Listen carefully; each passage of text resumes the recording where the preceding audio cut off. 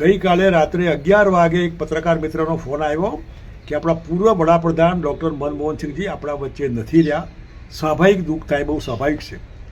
આવા વિનમ્ર વડાપ્રધાન વ્યક્તિ, ઇકોનોમિસ્ટ, હું મારી શ્રદ્ધાંજલિ અર્પું છું. અને 2004માં જ્યારે એ વડાપ્રધાન બન્યા અને મને કેબિનેટ મિનિસ્ટર બનાવ્યો, અને પહેલી કેબિનેટની મિટિંગમાં મેં RTI right of information act અને ટ્રાન્સપરન્સી 2 મુદ્દા કહીને આપ સરકારમાં આ રીતે આવો કાયદો બનાવો તો સારું. હું આજે એમનો ફરી આભાર માનું છું કે 2005માં એમણે RTIનો એક્ટ બનાવ્યો, ટ્રાન્સપરન્સી, પારદર્શકતા લોકોને આપી, અને દેશને બચાવવામાં દુનિયા આખી મંદીમાં જ્યારે 2008-9માં જઈ રહી હતી ત્યારે એક્સપર્ટ ઇકોનોમિસ્ટ તરીકે આખા દેશને મંદીમાંથી બચાવ્યો.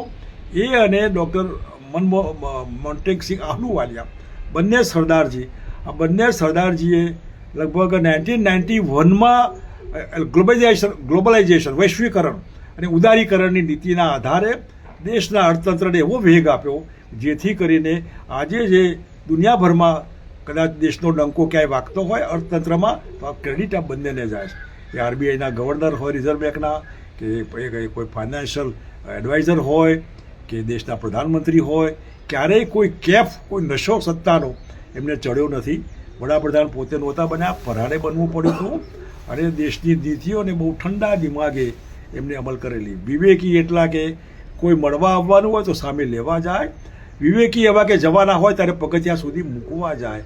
આવા વિનમ્ર વડાપ્રધાન જે તે વખતના હતા, એવા મારે બહુ વ્યક્તિગત પરિચય પરિવાર સાથે આખો, એમને હું શ્રદ્ધાંજલિ આપું છું. એમના પરિવારને આ ઊંઘ મળે, શક્તિ મળે, અને એમના આત્માને ભગવાન શાંતિ આપે, એ શબ્દો સાથે આવા વડાપ્રધાન દરેક દુનિયામાં, દરેક દેશને, દરેક પ્રજાને મળે એવી ભગવાનને હું પ્રાર્થના કરું છું કે જો પુનર્જન્મ થવાનો હોય તો ફરી હિન્દુસ્તાનમાં જ જન્મે, અને આવી રીતે જન્મીને એક નવી દિશા જે તે વખતે દેશ તકલીફમાં હોય ત્યારે એને મદદરૂપ થાય, એવી મારી શ્રદ્ધાંજલિ, પ્રાર્થના.